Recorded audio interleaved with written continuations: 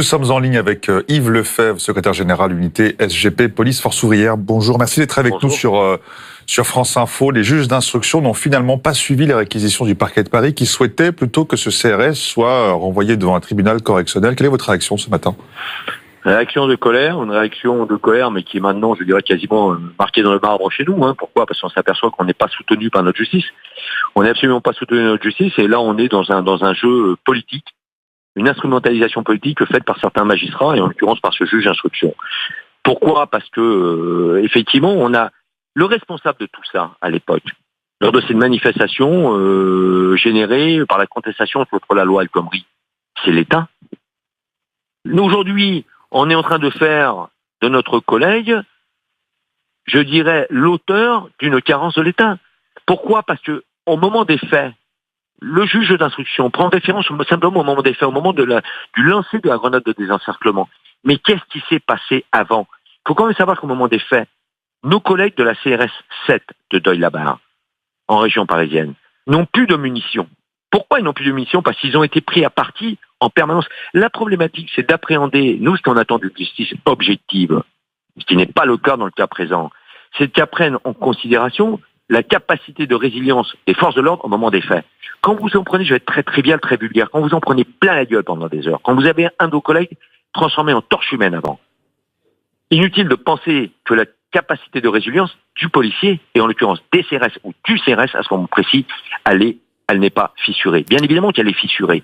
Donc c'était une situation de danger constante et récurrente, et à un moment donné aussi, il faut se poser la question, un fonctionnaire qui arrive juste en CRS, qu'on met en emploi sur un maintien de l'ordre réputé être dangereux, il en relève de la responsabilité de sa hiérarchie. Yves Lefebvre, vous évoquez justement des policiers poussés à bout. On va se contenter des faits, et je vais citer le juge d'instruction qui affirme que le policier n'était ni assailli, ni encerclé, ni même réellement pris à partie. Il a agi de sa propre initiative sans avoir reçu un ordre, et il n'était pas habilité à utiliser cette grenade. Il l'a lancée en cloche et non au ras du sol comme exigé. Et pourquoi ? Parce qu'il n'avait pas été formé à ça. C'est pour ça que je pointe la responsabilité de l'État en la matière. Le fonctionnaire de police est un fonctionnaire de police d'État. Son principal employeur, c'est l'État.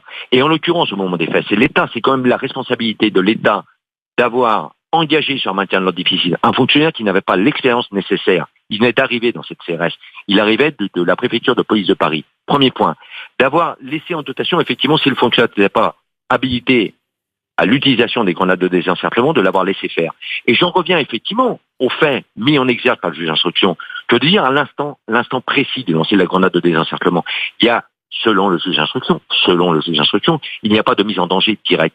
Et c'est là que j'en reviens à ce que je vous disais préalablement, la résilience du policier. Qu'est-ce qui s'est passé avant ? On est en fin de journée, avec une fatigue avérée.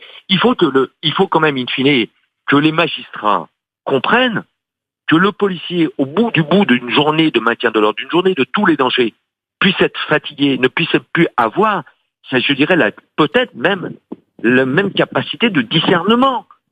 C'est ça qu'il faut prendre en compte. C'est moi ce que j'appelle, en l'occurrence, des circonstances événementielles, factuelles, voire même des circonstances atténuantes de ce qui s'est passé. C'est ça qu'on demande. C'est bien pour ça qu'il y a unité SGP Police. Nous, on n'a jamais été pour, on ne sera jamais pour la présomption de légitime défense. On veut farouchement avoir des magistrats formés, un pool de magistrats dédiés à statuer sur les situations de légitime défense ou sur les potentielles ou éventuelles violences policières avec des gens qui connaissent le métier de policier, ce qui n'est pas le cas aujourd'hui. Retrouvez toute notre actualité sur videopolice.com, la chaîne YouTube d'unité SGP Police.